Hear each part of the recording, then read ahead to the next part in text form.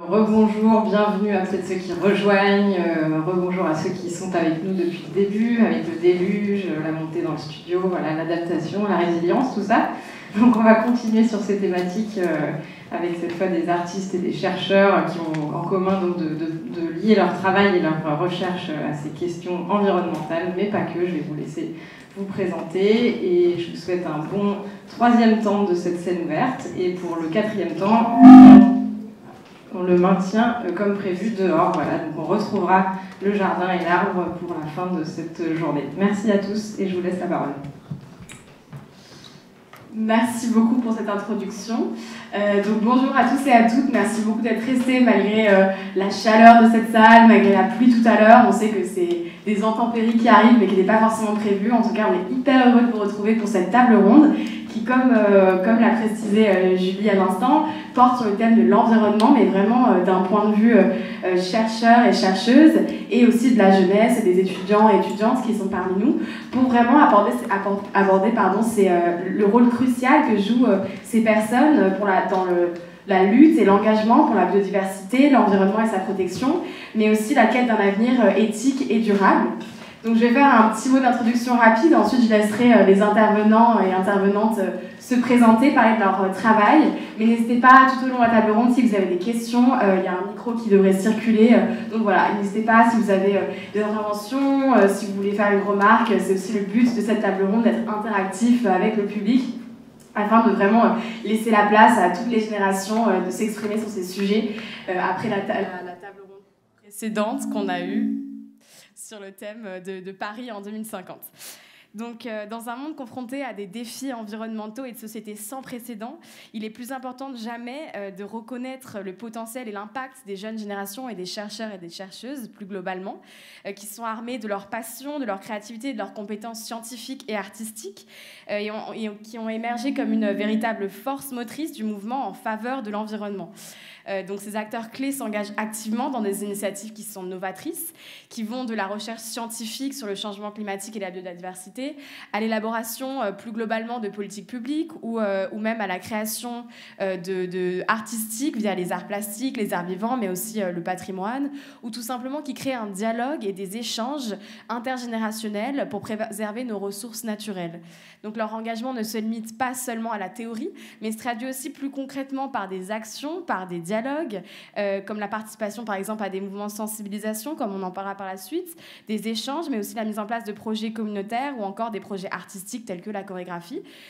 Donc au cours de cette table ronde, nous aurons l'occasion d'explorer les différentes façons dont ces chercheurs et chercheuses s'impliquent pour l'environnement. Et nous entendrons des témoignages inspirants de nos 4 intervenants qui ont contribué à des avancées significatives dans le domaine telles que la conservation des écosystèmes, les relations interspécifiques ou encore les échanges entre les humains et les plantes, et bien d'autres encore. Donc on discutera également des défis auxquels ils et elles sont confrontés dans leur parcours, les synergies possibles entre le milieu universitaire et les sociétés civiles, mais aussi les moyens de renforcer en fait, le soutien qui peut être institutionnel ou non pour encourager et amplifier leurs efforts. Dans un second temps, c'est aussi intéressant, cette table ronde, de parler de l'occasion unique qu'apporte l'art dans ce contexte, puisque l'art, par sa capacité à émouvoir, à éveiller les consciences et à communiquer des idées de manière novatrice, peut être un puissant catalyseur pour le changement. Il s'agit aussi ici de dépasser la frontière disciplinaire et d'embrasser la diversité des approches pour faire converger véritablement les visions artistiques et scientifiques pour catalyser des actions concrètes. Donc voilà, le Théâtre de la Ville nous offre ici un cadre idéal pour cette réflexion et on les remercie de nous accueillir pour cette discussion. Et donc voilà, sans plus tarder, je vais laisser la place à nos intervenantes qui vont vraiment privilégier ce dialogue qui incarne cette synergie entre l'art et les sciences et qui explore les questions environnementales sous des angles multiples et complémentaires. Donc avec nous aujourd'hui pour aborder ces questions, nous avons 2 étudiants et étudiantes de Sciences Po, Louise et Adrien, qui sont aussi membres du festival Oblique. Louise ayant travaillé sur des projets d'engagement qui créent un lien, un dialogue entre la culture et l'environnement, et Adrien, récemment diplômé de l'école des Chartres, qui travaille sur ces questions de politique publique liées à la culture et au patrimoine. Nous avons aussi Agnara, chorégraphe, artiste et chercheuse sur aussi ces questions de l'art et des sciences et de l'écoféminisme, entre autres. Et finalement, nous avons avec nous Anouk, qui est artiste et doctorante en arts et sciences à Polytechnique. Donc, sans plus tarder, je vais laisser la parole à la première personne, qui veut présenter son travail. Je ne sais pas si Louise, tu veux commencer, ou si l'une de vous... C'est bon ? Ok. Je vais commencer. Donc, comme dit Chloé, moi c'est Louise. Je suis en master à Sciences Po au sein de l'école d'affaires publiques, en master de politique publique spécialité culture. Et donc mon engagement en matière de transition environnementale, il s'est surtout exprimé par le prisme de la politique culturelle et des politiques publiques, puisque j'ai eu l'occasion et la chance de travailler dans le cadre de mes études à Sciences Po pour un projet qui assignait un groupe d'étudiants à des partenaires extérieurs. Et en ce qui me concerne, j'ai eu la chance de travailler avec le département des Côtes-d'Armor, qui nous a soumis un défi qui était de répondre à la question comment la culture et ses acteurs peuvent accompagner la transition environnementale. Et donc il s'agissait pour nous, on était un groupe de 6 étudiants et 6 étudiantes, d'y répondre en apportant une solution concrète justement à cette question et de fournir presque un outil en fait, de politique publique et de politique culturelle au département des Côtes-d'Armor. Donc on a travaillé pendant 4 mois là-dessus avec les personnes avec qui j'étais. Et on a eu la chance d'aller sur le terrain et de rencontrer les différents acteurs culturels du territoire, qui sont très nombreux et qui vont par exemple des têtes de réseau de bibliothèques à des directeurs de salles de spectacle, des artistes, mais aussi des gens qui gèrent des sites patrimoniaux, enfin tout ce qui constitue en tout cas la politique culturelle régionale et départementale. Et l'objectif, ce qui était intéressant, c'est qu'on a constaté dans le cadre de toutes nos rencontres que tous les acteurs étaient globalement assez sensibilisés, avaient envie d'agir, mais manquaient d'outils justement pour avancer et manquaient d'accompagnement. Et donc l'enjeu pour nous était de justement essayer de concevoir un outil qui répondrait à ce problème-là en particulier. Donc pendant les quelques mois qui ont suivi ces rencontres-là, on a beaucoup réfléchi à ce qu'on pourrait apporter, quel était le sens de la culture, son rôle par rapport à la transition environnementale, comment elle pourrait être moteur finalement de cette transition. Et on a un peu fait 2 constats, on a donné un peu deux perspectives et 2 sens à notre mission. La première, c'était de rendre la culture un moteur de la transition environnementale en la changeant dans son fonctionnement et dans ses pratiques, et donc de la rendre, de lui faire adopter des pratiques qui lui permettraient d'avoir un avenir pérenne. Et en parallèle, on a beaucoup réfléchi aussi au rôle de la culture en tant que force créatrice de nouveaux imaginaires et de nouvelles pratiques, et que ça devait même passer par cela aussi, dans le rôle de la culture en tant que force créatrice de nouveaux récits. Et à l'issue de toutes ces réflexions et de tout ce travail, on a finalement proposé un programme de formation pour les acteurs de la culture. Bon, c'est pas très sexy dit comme ça, mais voilà, c'était indispensable de leur fournir ces outils-là pour qu'ils avancent en fait, et qu'ils aient des indications quelque part et des conseils pour savoir comment faire, vu qu'ils en avaient l'envie mais pas vraiment les moyens. Mais ce qui a été intéressant dans ce projet, c'est que finalement on a proposé un prototype d'un programme de formation, mais il faut encore voir si ça peut être mis en place. Et même si le département avec qui on a travaillé et les responsables du service culturel ont été extrêmement enthousiastes et avaient vraiment envie de le mettre en place, on s'est rendu compte que même si on est engagé, qu'on a envie de faire bouger les choses, c'est possible de se heurter à... on est quand même dépendant de plein d'autres choses et d'échelles beaucoup plus grandes qu'une échelle départementale, une échelle nationale, ou même tout simplement d'une volonté politique. Donc c'est vrai que c'est un peu ce que j'en retirerais de tout ça, c'est que il suffit pas que d'un engagement personnel finalement. Je sais pas à qui je peux passer la parole, qui voudrait continuer.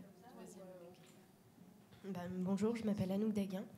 Je suis principalement artiste, mais je fais aussi un doctorat en recherche-création.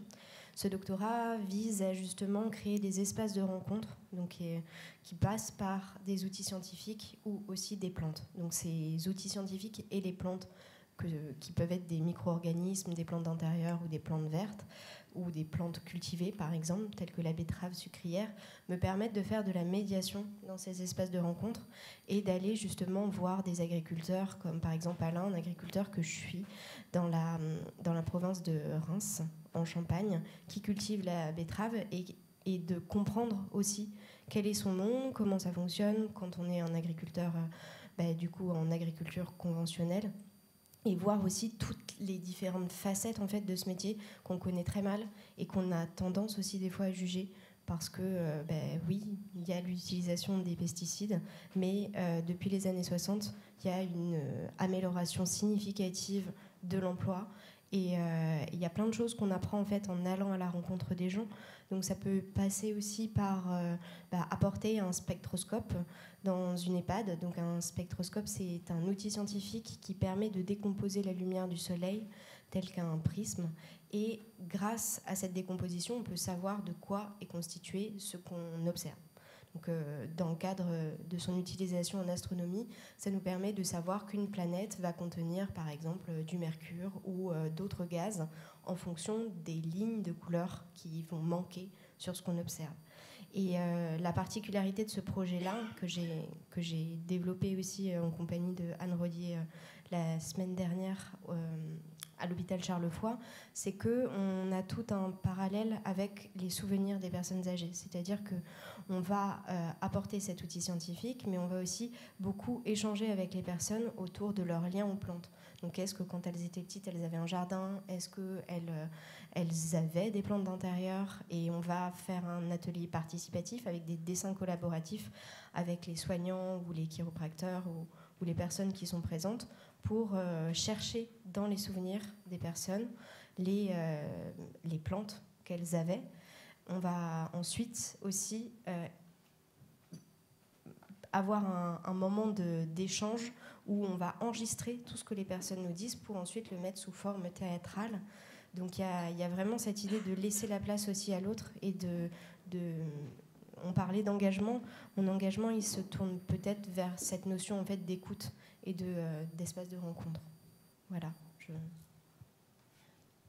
Merci Anouk. Je m'appelle Aniara Rodado, je suis chorégraphe et même si mes pratiques sont assez hybrides et qu'elles se présentent souvent dans des espaces qui ne sont pas dédiés aux plantes, dédiés à la danse, parce que je danse avec des plantes.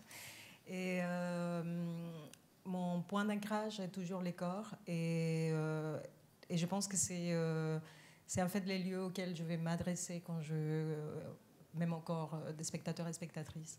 Je viens du sud du monde, du sud global, et je vis dans le nord global. Je fais comme Anouk le même doctorat en arts et sciences à l'école polytechnique. Et je suis dans une table jeunesse, mais je ne sais pas du tout, je suis un peu l'infiltrée de la table jeunesse, la grand-mère.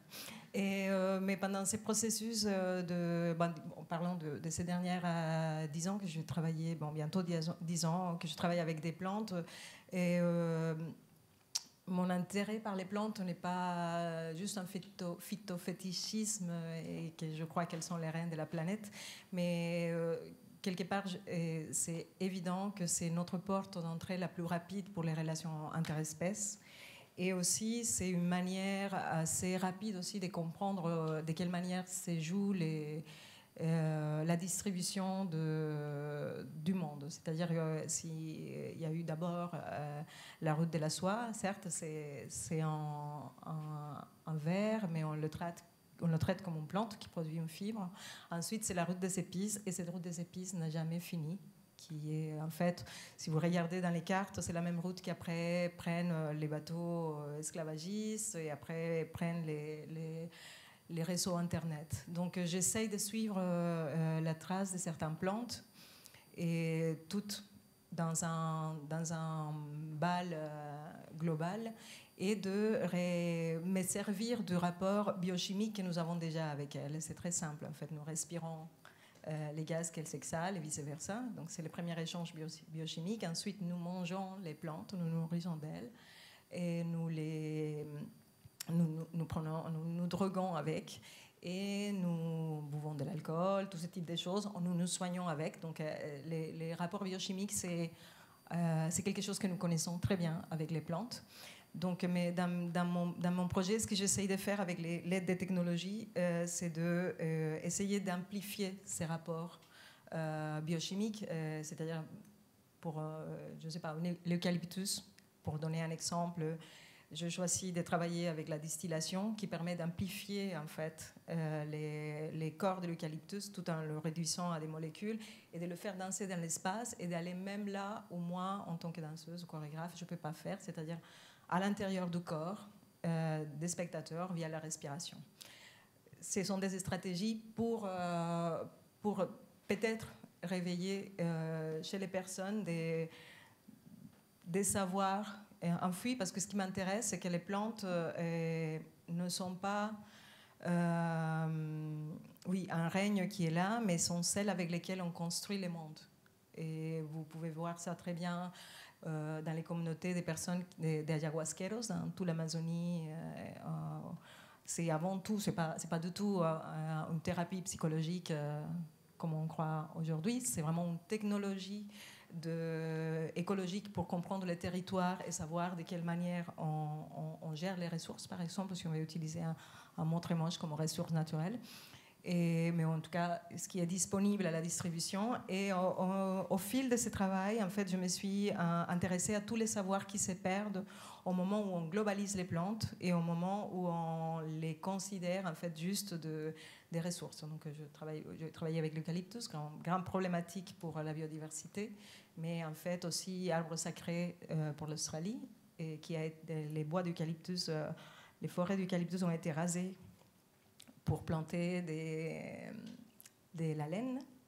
Et on a exporté l'eucalyptus dans tout le monde avec les conséquences que vous connaissez déjà. Donc, de quelle manière, en parlant à nouveau avec l'eucalyptus, on peut en fait redécouvrir ces savoirs et lui donner une parole, parce que vous avez bien compris, ce qui m'intéresse, c'est la subordination qu'on fait sur les plantes, comme la subordination qu'on fait sur les corps racisés et sur certains territoires, et sur cette division du monde entre cette partie-là qui est censée donner les ressources et cette autre qui est censée les capturer et les transformer en autre technologie et les redistribuer avec des dégâts que vous connaissez déjà. Donc, ce qui m'intéresse, c'est ça. Donc, mon travail, évidemment, je suis dans la charnière de ces deux choses. Par des hasards de la vie, j'ai fini par être dans une école très élitiste dans le nord global, mais je suis toujours en train de travailler au sud, donc je vais travailler avec les gens, et ce qui m'intéresse, c'est de voir en fait de quelle manière on peut revaloriser ces savoirs. Donc, parce qu'en fait, avant de détruire les terres et de détruire les cultures et d'attaquer les corps, la première chose qu'il faut faire, c'est de valoriser les savoirs. Et autour des plantes, il y a beaucoup de dévalorisation des savoirs. Et par exemple, en ce moment, je suis en train de travailler avec la plante de la coca, qui est une plante qui est dans les balles globales depuis longtemps, mais qui n'est pas du tout ce qu'elle est en fait. C'est une molécule qui obéit à une logique extractiviste et à un intérêt très concret d'Occident à ces moments-là pour les stimulants. Même si, bon, c'est parmi les choses qu'on peut relever, c'est que Kennedy est allé, bon pas Kennedy, mais ses corps d'épée sont allés en Colombie à monter des laboratoires d'extraction de cocaïne avant que nous on commence à le faire à niveau, c'est-à-dire ils ont amené la technologie qui permet ça.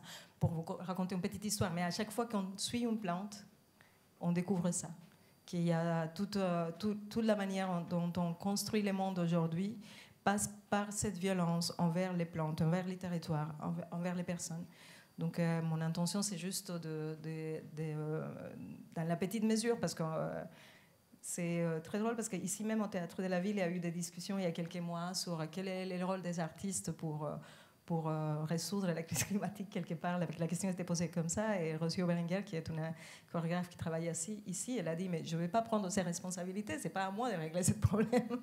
Je suis artiste, certes, je m'intéresse à cette question, mais voilà, et je fais écho à ce qu'avait dit Rocio sur cette même scène à ce moment-là. Je ne sais pas si je suis... En tout cas, l'engagement est dans ce sens-là, c'est de remettre les subordonnés à prendre la parole et à dialoguer autrement avec les normes globales. Et voilà, merci. Ben, merci beaucoup. Alors, moi, merci pour cette discussion. Moi, je suis assez intéressé par tout ce que j'entends. Je suis assez heureux d'être là. Moi, je suis donc Adrien. Avant d'être à Sciences Po, je sors de l'école des Chartes, qui est une école qui est peut-être pas très connue, mais qui est une école qui fait pas mal d'histoire et qui a l'intérêt de nous faire, en fait, de nous offrir un statut de fonctionnaire et de nous permettre de faire pas mal de recherches, tout en étant directement en partie prenante d'institutions patrimoniales. Et donc, comme Louise, moi, je suis côté plutôt institutionnel, et je me disais que ça pouvait être intéressant justement de comparer ça et de parler de ça, de parler de que fait en fait la jeunesse dans des institutions lorsqu'on est confronté à des questions en gros de croisement entre la culture et l'environnement, et donc dans mon cas plutôt le patrimoine et surtout plutôt les musées. Et en fait, vu ce que les deux artistes présentent et vu leur sujet de travail sur les plantes, moi j'avais envie un peu plus de m'interroger encore plus spécifiquement sur la question des jardins, la question des plantes dans les espaces de musée, et d'en parler un petit peu avec vous à travers en fait des exemples. Donc c'est ça que je me propose de faire un peu rapidement pour un peu engager la discussion. Et surtout, n'hésitez pas s'il y a des questions. Mais donc en fait, j'aimerais bien vous présenter.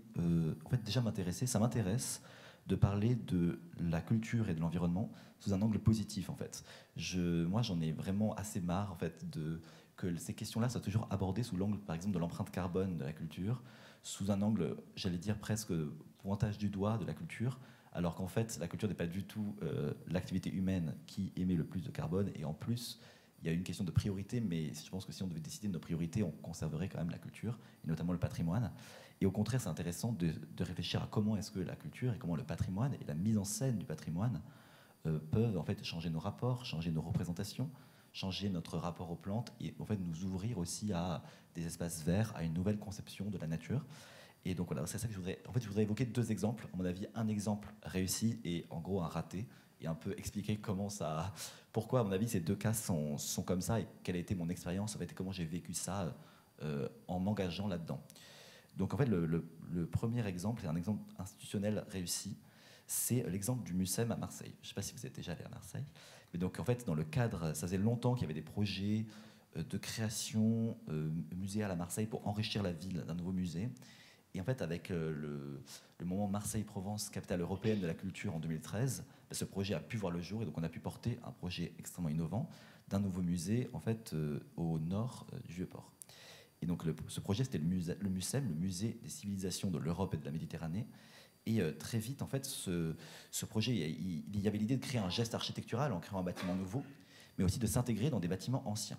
Et Marseille est une ville où il n'y a pas beaucoup d'espaces verts, et donc se poser la question de créer un espace vert, en fait, intégrer un espace vert dans le musée.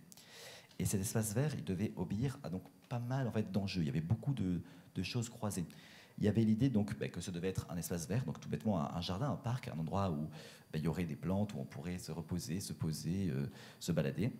Il y avait l'idée que ce devait aussi donc être un espace muséal, en fait, un espace qui est en lien avec les collections du musée, un espace où on se sent pas comme au musée, mais où il y a une continuité qui n'est pas absent de sens. Ensuite, il y avait très vite un projet spécifique qui était l'idée de créer un jardin des migrations.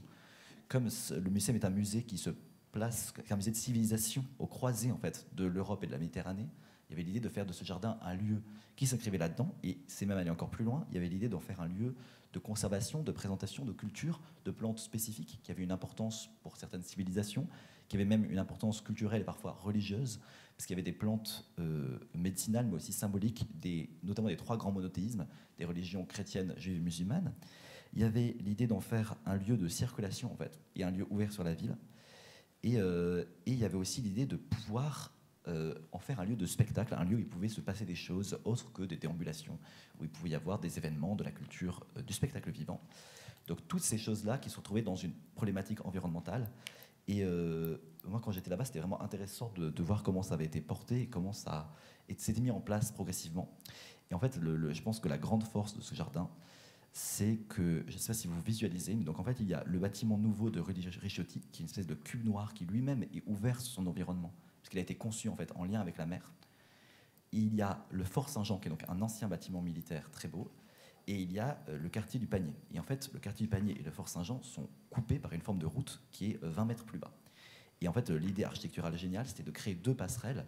Donc il y a une passerelle qui relie le quartier du Panier au Fort Saint-Jean, et une autre qui relie le Fort Saint-Jean au toit du musée. Et donc en fait, ce jardin, il est venu être inclus dans l'espace urbain.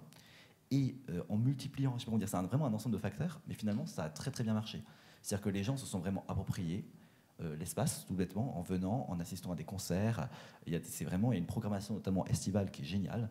Et donc là, il y a quelque chose qui s'est créé. Il y a des limites, à mon avis, et les limites, c'est notamment le fait qu'en fait, très souvent, si on ne va pas à un événement spécifique ou si on ne va pas au musée, on n'y va pas, parce qu'en fait, c'est pas aussi ouvert qu'un jardin qui serait typiquement ouvert sur la ville. Et l'autre limite, à mon avis, c'est qu'en fait, la population qui visite ce jardin n'est pas exactement la population de l'ancien quartier du Panier qui est à côté et qui est un quartier plutôt populaire. Et en fait, c'est plutôt des populations plus aisées qui viennent d'ailleurs, qui viennent dans cet endroit. Mais il y a quand même ça. Et c'est aller encore plus loin parce qu'en fait, ils se sont impliqués pour, par exemple, créer la fête des plantes et essayer d'amener en fait, les gens à la rencontre des plantes du jardin. Et au moment du confinement, ça s'est complètement cassé, quoi, ça s'est brisé. Et en fait, c'est assez bête, mais le MUSEM a eu une initiative. Ils ont eu l'idée de en fait, faire une espèce de suivi photo permanent. Et en fait, on pouvait suivre sur le site l'éclosion des différentes fleurs, l'éclosion des différentes plantes. Et c'est peut-être un peu bête, mais c'était assez mignon. Et en fait, ça a été assez suivi. Et donc voilà, donc là, c'est intéressant, c'est qu'ils ont créé, quand vous parliez de lien avec les plantes, mais là, il y a eu le patrimoine, en fait, le musée est devenu un lieu de lien avec les plantes. Et ce qui est intéressant, c'est qu'il est approprié par toutes les générations. Et à l'inverse, je voulais parler d'un exemple raté. En fait, ce qui est intéressant quand on est du côté institutionnel, c'est qu'on a l'impression d'être parfois des outils ou de servir quelque chose et d'être parfois des arguments, et surtout quand on est jeune, d'être parfois des faire-valoir. Et là, c'est un exemple intéressant parce que je dis souvent, il y a une bonne et il y a une mauvaise jeunesse du point de vue des institutions. Et en fait, cet exemple-là, c'est un endroit où, en fait, qui me concerne beaucoup parce que j'ai travaillé, en plus mes recherches portent beaucoup dessus. C'est le musée du Petit Palais à Avignon. C'est un monument historique, un très beau palais de la fin du Moyen-Âge, dans lequel il y a des collections de musées, et en fait, dans lequel il y a un petit jardin. Et le problème, c'est que ce jardin il est en mauvais état et qu'en fait, il n'est pas vraiment en état d'être ouvert au public. Et ça fait des années que le musée cherche à avoir des fonds pour justement concevoir un espace accessible et à la rencontre des plantes, à la rencontre, enfin, juste ajouter un espace vert à la ville. Et en fait, il n'y a pas l'argent. Et du coup, c'est pas à l'abandon, mais il y a des grilles, tout ça. Et en fait, ce qui est très drôle, c'est que y a des jeunes qui se sont auto-appropriés le lieu et qui en fait viennent la nuit boire des bières et fumer pas que de la cigarette avec leurs amis en forçant les grilles ou en passant dessous. Et donc ça m'a intéressé parce qu'en fait, finalement, c'est deux usages quasiment similaires. En fait, c'est des populations qui s'approprient un lieu avec de la nature, sauf qu'il y a un cas où en fait c'est une impulsion de l'institution qui a construit un cadre et où du coup c'est conçu comme positif. Il y a un autre cas où, entre guillemets, c'est les méchants jeunes qui viennent la nuit squatter le jardin. Donc voilà, donc c'était juste pour parler un petit peu de ça. Mais maintenant, si vous avez des questions, si vous voulez échanger sur ça, merci. Je ne sais pas si... Ah oui, il marche toujours. Merci beaucoup pour ces quatre interventions totalement différentes, mais en fait, il y avait quand même des liens qui se sont créés. Je sais que Louise et Anouk, vous parliez beaucoup des rencontres aussi, et au début, voilà, de rencontres à la fois entre les générations, entre les institutions, pour toi, Louise. Et moi, ce qui m'a beaucoup intéressée dans ce que Anyara, tu disais, c'est que tu parlais donc tu as beaucoup parlé du Nord et du Sud. Est-ce que pour toi... il y a vraiment une différence dans les liens qui se créent avec l'environnement, entre donc, les générations et l'environnement, entre le Nord et le Sud, et donc voilà, la relation entre les personnes, la culture et l'environnement dans le Nord et le Sud. Est-ce que tu pourrais nous en parler? Du coup, tu as voilà, vécu dans les deux parties du monde. Quelles ont été tes impressions par rapport à ça? En fait, je pense que ce qui me frappe le plus en ce moment, c'est, et on peut compter les innombrables événements artistiques, scientifiques qui se sont faits sur la question de renouer les liens avec la nature et toutes ces choses qui d'emblée nous remet sur une dichotomie qui ne devrait plus lieu d'être depuis que Donna Haraway a parlé de nature-culture, mais depuis que en fait, plein d'autres épistémologies comprennent ça vraiment de façon très claire, qu'il n'y a pas une différence entre l'environnement et nous. Mais malheureusement, la modernité s'est construite sur ça. L'exceptionnalisme humain est construit sur cette idée qu'on sort. Donc moi, je suis un peu dérangée à chaque fois qu'il y a encore un événement sur recréer les liens avec la nature, parce que Si on le mettait sur les domaines humains et les relations qu'on a avec des gens, quand il y a des gens qui te font du mal, tu peux toujours renouer les liens. La relation, elle peut toujours s'inventer, mais elle passe nécessairement par un processus de réparation. Et dans les cas de la violence sur les territoires et sur les personnes et sur la planète, je pense qu'on devrait être en train de parler plus de réparation que de faire les liens, parce que la réparation, c'est en soi un lien. Et on n'a pas trop envie de faire ça, j'ai l'impression. Et je ne peux pas parler de façon générale de quel est le lien que le Sud global entretient avec la nature. Il est complexe, évidemment. On est colonisé, l'idée de la modernité existe. On dit, oui, on a envie d'avoir une mine, même si ça détruit tout, parce qu'on va avoir du travail. Ou c'est très bien le tourisme, parce que ça amène de l'argent. Ou voilà, je ne sais rien. C'est quelque chose de très complexe, mais... Oui, la seule chose que j'ai envie de dire, c'est que les liens, qui à mon sens a du sens en ces moments, c'est un lien de justice et de réparation. Et ça, on en parle beaucoup moins. Les pays du Sud ont envie, mais les pays du Nord n'ont pas envie. Donc, voilà. Sur les pays du Sud, pas tout le temps.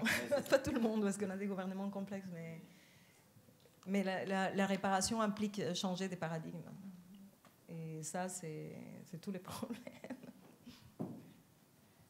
Justement, tout à l'heure, Adrien, quand on parlait avant la table ronde, tu nous parlais de pertes et préjudices que tu as pas mal étudié. Est-ce que tu peux nous en parler justement en lien avec la justice, parce que c'est totalement le sujet? Oui, c'est un gros sujet des négociations climatiques internationales et c'est très intéressant. Ça s'appelle les pertes et préjudices. Et c'est l'idée que maintenant que nous sommes entrés dans un monde où le réchauffement climatique a des conséquences directes sur notre santé, sur notre vie.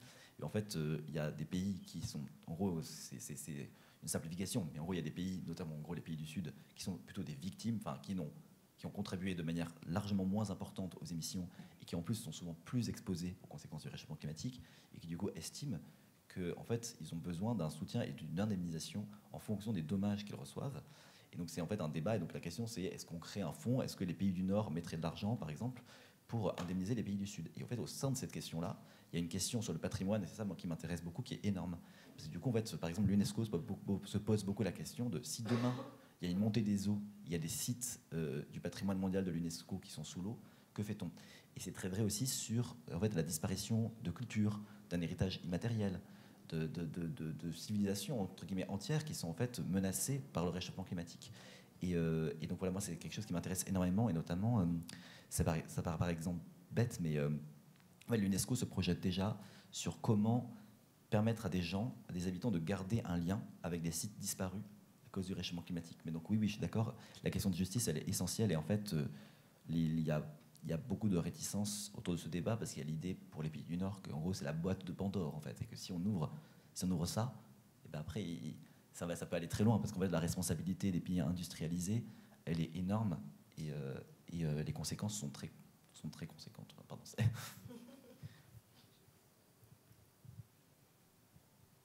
sais pas si vous vouliez réagir, Anouk ou... Oui.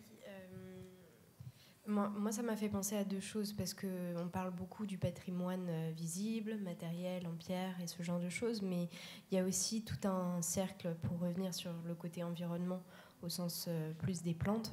Il y a aussi tout plein de graines qu'on essaie de conserver et qui finalement sont détenues par des personnes qui sont des institutions privées, en fait, comme on peut le voir avec le centre de graines qui est en Nice, dans le nord de l'Europe.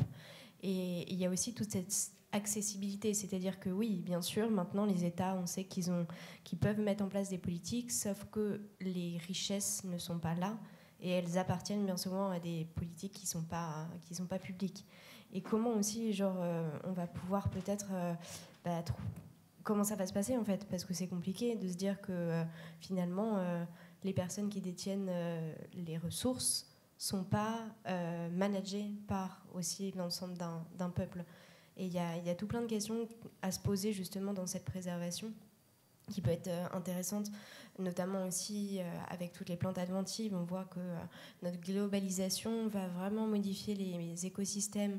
Par exemple, quand on parle de l'arbre à papillons, vous avez certainement déjà vu cet arbre qui est venu de Chine, en fait, en se déplaçant ou comme d'autres insectes, et qui va venir coloniser. Donc quand vous vous baladez ça ressemble un peu à un lilas, donc c'est violet un peu plus foncé avec des feuilles un peu plus longilignes, et il va venir se mettre sur un pont ou passe un train dans un interstice de mur, et c'est une plante qui s'adapte tellement bien que du coup elle va vraiment prendre la place en fait des autres. Et cette notion de globalisation du monde, elle a des conséquences même infimes et petites qui troublent complètement l'ordre. Donc est-ce qu'on va vraiment essayer de la sauvegarde du patrimoine? Comment ça va se passer? Comment nos modes de déplacement, nos modes de vie vont influencer sur cette sauvegarde? C'est une question aussi à soulever, et j'ai pas la réponse. Et je pense pas que les artistes qui travaillent là-dessus, parce que je pense qu'il y en a, n'ont pas non plus aussi cette prétention de trouver des solutions. Donc si on revient sur cette question de l'engagement, je pense que c'est important aussi de se dire que quand on est artiste et qu'on travaille pour le climat, on est plus là pour essayer de faire au plus proche. Parce que bien souvent, les politiques, elles sont compliquées à mettre en place, même quand on travaille à faire de la recherche dans un cadre institutionnel. Pour demander un stylo, par exemple, il faut passer par quelqu'un qui commande ce stylo, qui correspond à tel budget, et du coup, vous avez votre stylo au bout d'un mois. C'est comme ça que ça se passe dans les laboratoires. Quand vous demandez quelque chose, c'est pas forcément immédiat, parce qu'il y a plusieurs chemins et passerelles.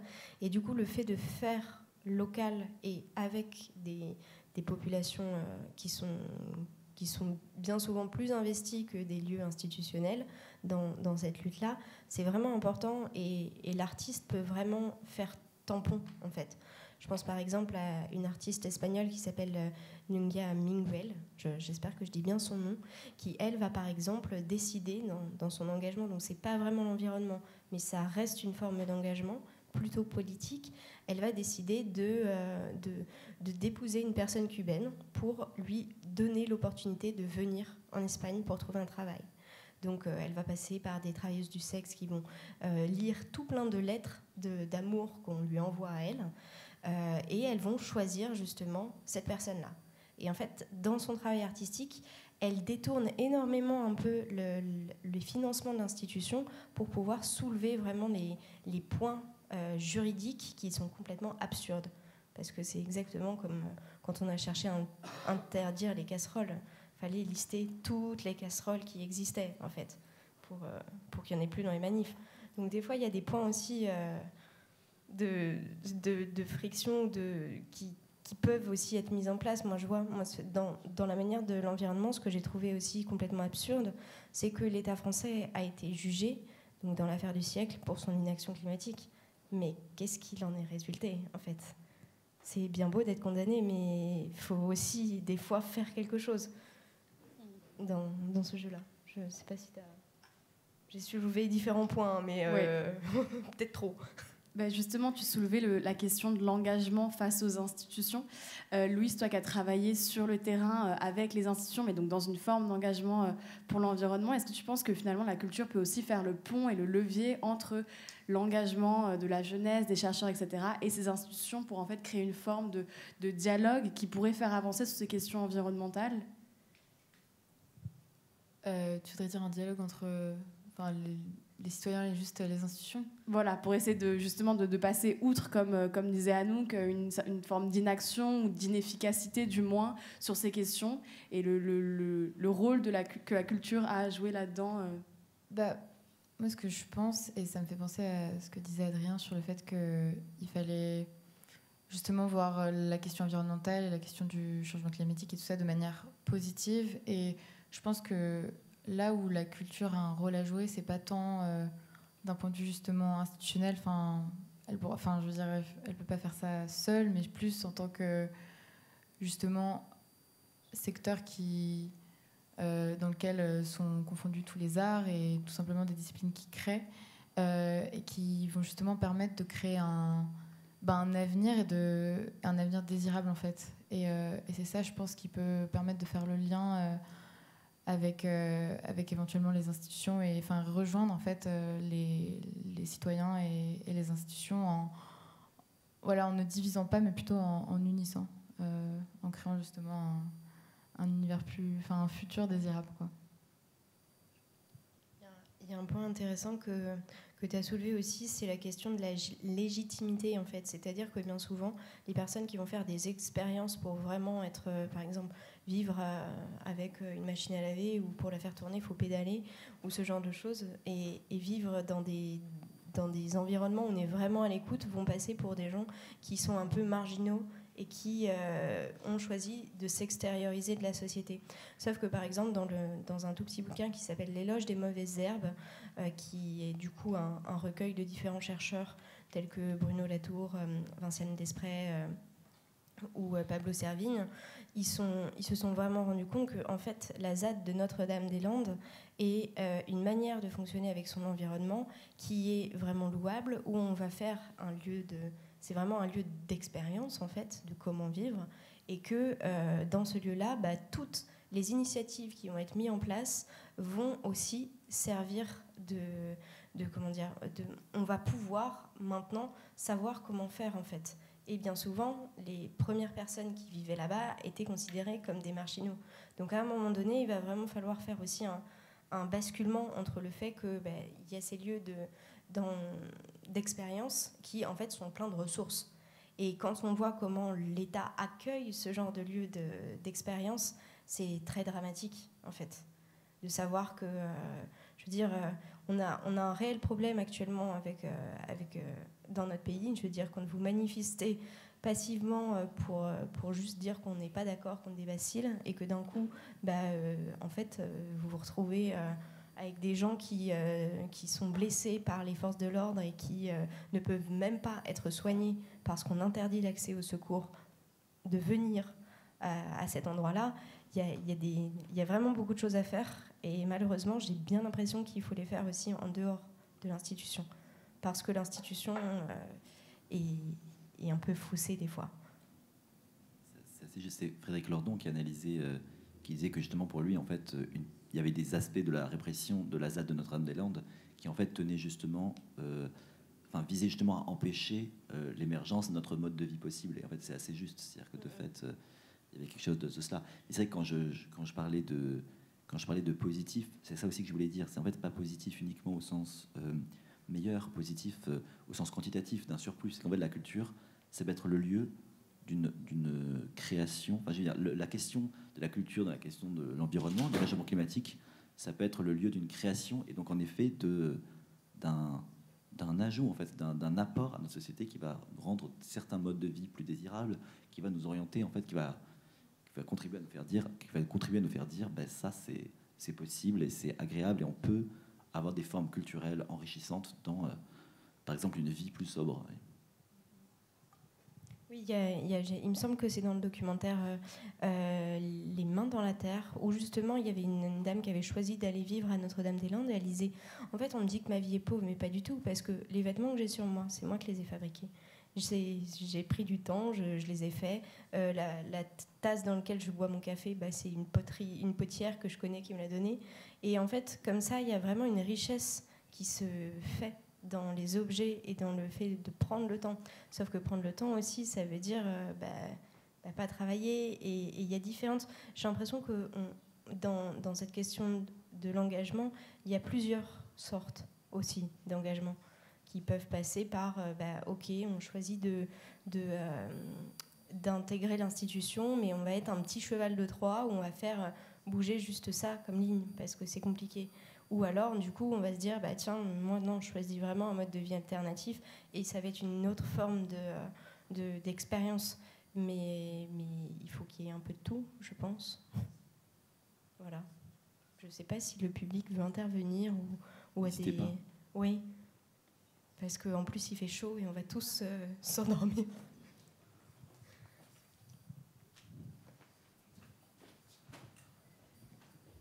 J'avais une petite question pour Adrien, parce que ça m'intrigue beaucoup ce dont vous avez parlé par rapport au lien qui est en train d'être envisagé par rapport de la part des l'ONU par rapport aux villes qui risquent de disparaître. J'aurais voulu que vous développiez un petit peu. C'est un projet ou c'est quelque chose qui est déjà en cours? Ça prend quelle forme? Alors en fait, pardon, c'est votre question. Oui, ok. Merci beaucoup. Merci pour votre question. Oui, alors c'est un sujet intéressant et en fait c'est un sujet qui est entre guillemets qui peine à prendre forme en fait, parce que en fait donc c'est un sujet de négociation au départ. Les pertes et préjudices, c'est un terme qui a été créé dans la Convention cadre des Nations Unies en fait, qui fixe en fait les négociations des COP. Et il me semble qu'il y a un protocole en fait spécifique qui s'appelle le protocole de Varsovie. Bon, c'est des détails un peu spécifiques. Et donc voilà. Et le protocole de Varsovie est assez large, mais en fait n'est pas vraiment suivi. C'est-à-dire que aujourd'hui, les débats peinent à avancer. Donc en fait, il n'y a pas beaucoup de réalisations concrètes par exemple, d'un accord. C'est qu'en fait, dans les accords qui sont signés à chaque COP tous les ans, il y a très rarement des mentions explicites des pertes et préjudices, parce qu'en fait, il y a très rarement d'engagement réel envers un dédommagement. Donc en gros, c'est ça. Et donc on s'en tient simplement à faire des reconnaissances de facto de ce qui pourrait arriver comme dommage, et qui arrive déjà en fait comme dommage lié au réchauffement climatique. Sur la question culturelle, en fait, il ne me semble pas qu'il y ait encore, je peux dire, que par exemple l'UNESCO n'a pas encore fait, il me semble, de protocole. En revanche, je sais que c'est vraiment dans les débats. Et je sais que par exemple dans les idées qui ont émergé, il y avait par exemple, c'est assez bête, mais l'idée qu'il fallait construire, en fait, permettre un accès aux sites ou au reste des sites détruits. En fait. Donc, oui, c'est vraiment, et c'est un truc pour le coup qui du coup demande, enfin, il y a quelques personnes qui réfléchissent un petit peu à qu'est-ce que ça veut dire en fait, par exemple un site englouti, qu'est-ce que ça veut dire maintenir un accès à un site englouti? Est-ce que voilà, comment est-ce que en gros on fait un tour en bateau en surface? C'est un petit peu ça quoi. Et mais voilà, donc c'est vraiment plutôt comme ça. Mais c'est un sujet, en fait, c'est un sujet qui se joue dans les négociations inter-États climatiques. C'est pour ça aussi qu'on entend assez peu parler en fait, parce que les détails des COP sont pas très médiatisés. Juste pour compléter ça, parce qu'en fait, ça me surprend l'exemple que tu donnes sur visiter un site qui a été englouti par l'eau, parce que on dirait que les solutions qui se proposent sont assez nécrologiques. Et il y a cette histoire aussi qui rend très difficile le travail. Mais en fait, alors je voulais rebondir d'un côté de ce qu'a dit Anouk, c'est effectivement, on est loin d'avoir perdu l'espoir. C'est-à-dire il y a des mouvements dans toute la planète qui sont en résistance et qui essayent de maintenir des niveaux de vie autres que celui imposé par les modes capitalistes tardifs que nous vivons aujourd'hui. Mais il y a aussi des propositions, je ne sais pas, c'est le président de la Colombie dans son premier discours à l'ONU cette année, et il a fait une proposition très concrète, c'est-à-dire on a une dette envers les FMI, et on échange la dette pour s'occuper de l'Amazonie, c'est-à-dire au lieu de vous payer, on prend cet argent et on fait un programme de soins de l'Amazonie. Qu'est-ce qui s'est passé? Maintenant, on a un nouveau projet militaire. On aura des militaires qui seront en Amazonie. Je ne sais pas s'il va y avoir résolu quelque chose. Mais en tout cas, ce sont des négociations. Parce qu'en fait, à chaque fois, on parle bien de négocier, mais tant que le monde est vraiment divisé entre ceux qui ont les droits à la parole et ceux qui n'en ont pas, parce qu'en fait, là, je parle comme ça avec ce métissage, cette espérance migratoire qui est la mienne, mais... vous avez des témoignages des aborigènes, des indigènes de tous les coins du monde, des autochtones de tous les coins du monde, qui parlent vraiment de l'urgence de tout arrêter. Ils parlent même il faut arrêter de bouger les choses et il faut changer des technologies. On ne peut plus continuer à faire de grandes routes, on ne peut plus continuer à envoyer des satellites. C'est fini. Et ils sont très radicaux dans leurs propositions. Mais la question, c'est qui est autorisé à parler et qui prend les décisions. Ça, c'est un peu... Et après, je pense qu'il y a aussi, dans l'art, dans ce que nous faisons, c'est sûr que c'est important de pouvoir mettre cette question sur la table. Après, il faut toujours être un peu parano et à ne pas se faire instrumentaliser. Et simplement servir au greenwashing qui est là. Et c'est très délicat comme posture. Après, je voulais rebondir sur une chose que tu avais racontée, sur le cas que tu avais raconté entre les jardins d'immigration et les jardins dans la palais que je ne connais pas à Avignon. C'est que parce que j'ai un peu travaillé dans ces jardins et les projets de ces jardins, ils s'appellent les jardins d'immigration parce que c'est un jardin sur la logique des Gilles Clément où en fait, ce qu'on fait, c'est d'éliminer ce qu'on ne veut pas. Donc il y a un coin pour les salades, mais c'est les graines qui viennent avec les vents. Et c'est un jardin qui n'est pas arrosé, etc. Donc, moi, je trouve que c'est très intéressant que les jeunes occupent l'espace la nuit, un peu comme de la même manière que ces graines arrivent. Sauf que dans il y a un jardinier qui a juste ce rôle voilà, comme celui que les populations autochtones de l'Amazonie ont avec l'Amazonie, parce qu'elle est tout sauf naturelle, posée sauvagement, comme la science le montre. C'est un monument, c'est une construction, c'est un jardin, on peut le dire comme ça. Donc, est-ce que tu penses que dans les gouvernements, au lieu de... Voilà, j'ai aussi beaucoup aimé ton discours de la bonne et la mauvaise jeunesse, parce que ça fait penser à ce que disait Anouk sur les mauvaises herbes. Est-ce que tu crois qu'il y aurait une possibilité de faire dialoguer, en fait, c'est un projet de jardin avec les occupants du jardin? Et... Moi, c'est ce que je voudrais, mais honnêtement... En fait, encore une fois, c'est une question de volonté politique. Et en fait, je pense pas, pour le cas d'Avignon, je pense pas qu'elle soit vraiment là. C'est-à-dire qu'en fait, je pense que l'équipe du musée, qui est une petite équipe, tout ça, aimerait bien, en fait, en tout cas, proposer un espace qui soit accessible et tout ça. Après, je sais que, par exemple, je pense que c'est hors de question. En fait, il y a plusieurs barrières. Il y a des barrières, tout bêtement, qui sont, en fait, des choses simples, mais comme les institutions ont des responsabilités, ont des obligations légales. Par exemple, je pense que ça serait impossible de proposer une ouverture du jardin la nuit pour des raisons de sécurité. C'est que ça impliquerait de mettre des gardiens, tout ça, et en fait de créer quelque chose. Mais outre ça, on pourrait concevoir en soi qu'on vienne voir les jeunes qui sont dans le jardin tous les soirs et leur proposer en fait de venir autour de la table et de débattre de quel espace ils ont envie à cet endroit-là.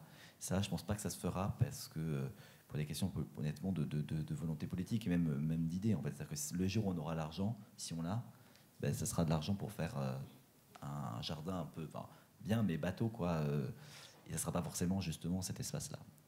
Après voilà, et c'est vrai aussi que le contexte politique à Avignon, c'est un contexte politique un peu particulier qui est pas toujours évident pour la culture et qui est pas toujours évident pour aussi ce genre d'initiative. Donc est-ce qu'il y a une dernière question peut-être du côté du public? Moi, là, ce dont vous parlez, ça m'a fait beaucoup penser. En fait, moi, dans le cadre de mes études d'ingénieur en agroalimentaire, on fait beaucoup de voyages. Et donc, j'ai eu la chance de partir notamment en Inde, mais aussi en Croatie le mois dernier, où j'ai pu découvrir des nouvelles pratiques agricoles, donc beaucoup de permaculture, etc. Et aussi trouver ce lien entre les citoyens et l'agriculture. Aujourd'hui, même dans nos manières de consommer, on cherche à consommer local, à comprendre d'où viennent nos produits, etc. Mais c'est vrai que c'est parce qu'on est en France qu'on a la chance d'avoir plein de magasins différents, etc. Et que c'est plus accessible à nous. Dans des pays, même en Europe, qui sont un peu plus pauvres, comme la Croatie, on ne retrouve pas cette chance-là.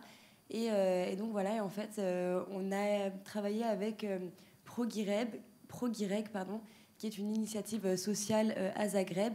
Et en fait, ce sont des jardins communs, des jardins partagés dans les quartiers populaires, donc dans les banlieues de Zagreb. Et donc, ça a été vraiment intéressant puisque ces jardins-là sont ouverts la nuit, en fait, sont ouverts 24 heures sur 24 au public. Et en fait, c'est des plantes aromatiques, des fruits et des légumes.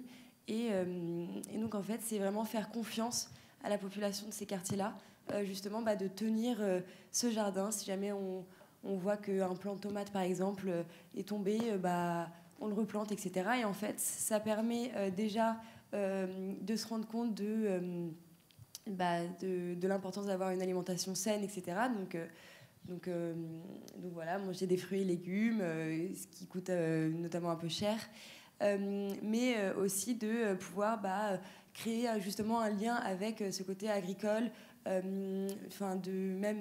jardiner, comprendre les différentes plantes, pourquoi elles sont importantes pour nous, etc. Et il y avait aussi tout un espace pour les personnes qui avaient différents types d'handicap. Donc les plantes ont été choisies en fonction de leur texture, de leurs odeurs, de leurs arômes, etc. pour que, par exemple, des personnes aveugles puissent pouvoir, elles aussi, participer à cette initiative et partager ces moments-là avec les autres habitants. Mais il y avait aussi, par exemple, le sol était fait d'une certaine manière à chaque endroit pour que les personnes typiquement aveugles ou alors qui avaient des problèmes pour marcher, etc., puissent avoir différents types de sensations. Donc voilà, moi je pense que ce genre d'initiative, comme tu disais Adrien, c'est tellement important d'avoir ça aujourd'hui pour nous, même en tant que jeunes, etc. Et moi je fais 100% confiance à nous, à notre génération, pour qu'on puisse implémenter ça Et je me dis que ça pourrait même rester ouvert toute la journée. Enfin, c'est juste une question de confiance. Et voilà, en fait, cette initiative, elle marche très bien en Croatie. Ils ont implémenté 14 sites. Donc voilà, j'ai beaucoup aimé faire cette visite. C'est très intéressant ce que tu dis, et pour justement faire le lien entre ce que vous racontiez, il y a un sociologue qui s'appelle Pascal Nicolas Lestrade qui travaille sur le commun, notamment le travail en commun, et il y a, il me semble, dans une banlieue ou à côté de Dunkerque, un espace un peu à l'abandon, donc dans un quartier assez populaire, où en fait les habitants se sont réellement appropriés l'espace. Donc ils ont commencé à construire une sorte de micro-théâtre où on pouvait venir jouer. Il y avait des rappeurs, des slammeurs qui venaient, des gens qui parlaient du tricot, vraiment comme une sorte d'arène où chacun partageait en fait. Et à un moment donné, pour en revenir sur ce côté institutionnel, ils ont eu le désir d'un lieu. Du coup, on leur a dit, tiens, il y a les anciens logements pour les instituteurs, les logements de fonction qui ne sont pas habilités, donc est-ce que ça vous dit de l'avoir? Donc ils ont commencé à laisser un espace où chacun pouvait venir prendre un café, discuter, parler des problèmes de quartier, mais aussi faire tout plein d'activités. Et c'était un lieu autogéré qui fonctionnait très très bien. Sauf qu'à un moment donné, la personne qui leur avait fourni les clés de ce lieu était conseillère municipale. Elle a souhaité se présenter pour devenir maire. Et malheureusement, vu qu'elle a perdu, on a dit, tiens, ce lieu-là, on le ferme. Et des fois, c'est très dommage parce que ces initiatives qui sont extrêmement belles, d'un coup, en fait, on ne peut rien faire. Parce que y a un pouvoir aussi plus haut qui nous dit là, désolé. Et c'est un peu dommageable des fois. Je vois que vous avez une question. Non ?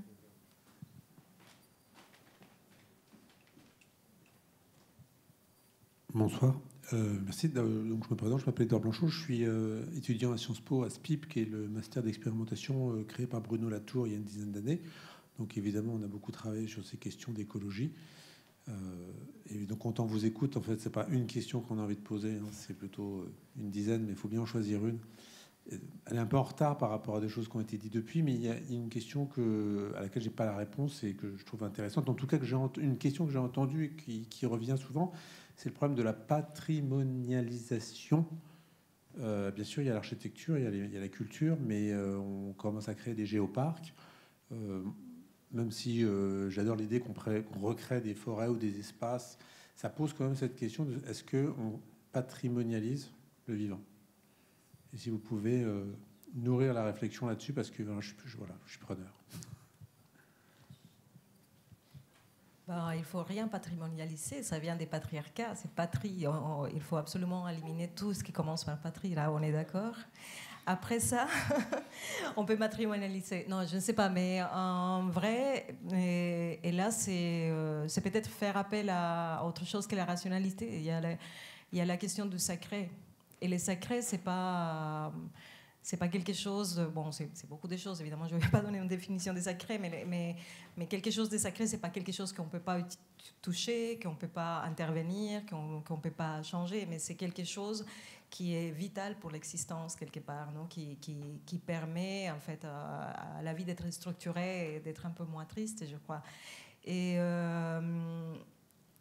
donc c'est un débat qui, par exemple, pour les indigènes de la montagne, de la Sierra Nevada de Santa Marta, dans le nord de la Colombie, qui est une montagne qui appartient aux Andes, mais qui est détachée des Andes et qui fait des cerros au bord de la mer Caraïbe jusqu'à 5500 mètres. Et c'est 4 peuples qui habitent là.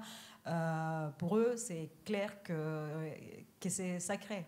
Et sacré, ça veut dire simplement, voilà, on cultive du café, mais on le fait dans la forêt. Et on peut pêcher, mais à certains moments de l'année, on ne doit pas pêcher. C'est une attention qui vient d'une ontologie autre que celle qui impose la modernité, c'est-à-dire de vraiment considérer que les territoires sur lesquels on vit, c'est soi, et que ces relations avec les territoires, elles peuvent être harmonieuses dans la mesure où elle est dans la réciprocité.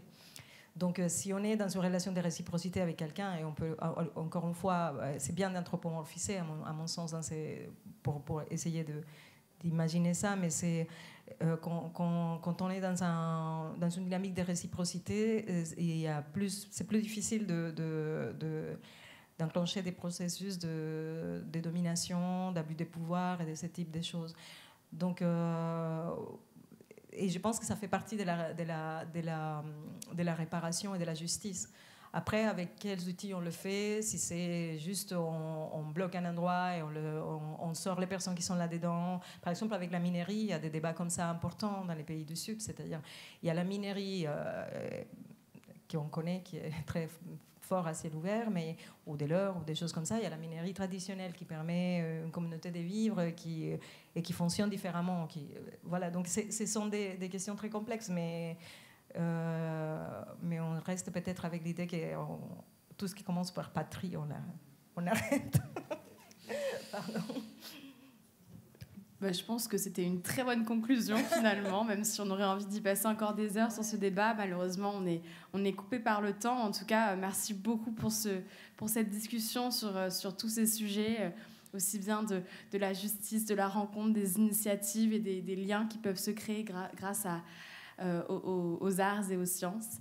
Et voilà, merci encore une fois pour votre présence. Merci à vous d'être restés jusqu'à la fin. Et je vous invite à... ouais. Merci, c'était vraiment très intéressant. Merci à chacune et chacun pour ces interventions et vos questions aussi pertinentes et constructives. Eh bien, on va pouvoir sortir de nouveau, retrouver l'arbre, les jardins pour le dernier temps festif et musical de cette journée. Merci à tous. Dans quelques minutes, ça démarrera du coup en bas. Merci.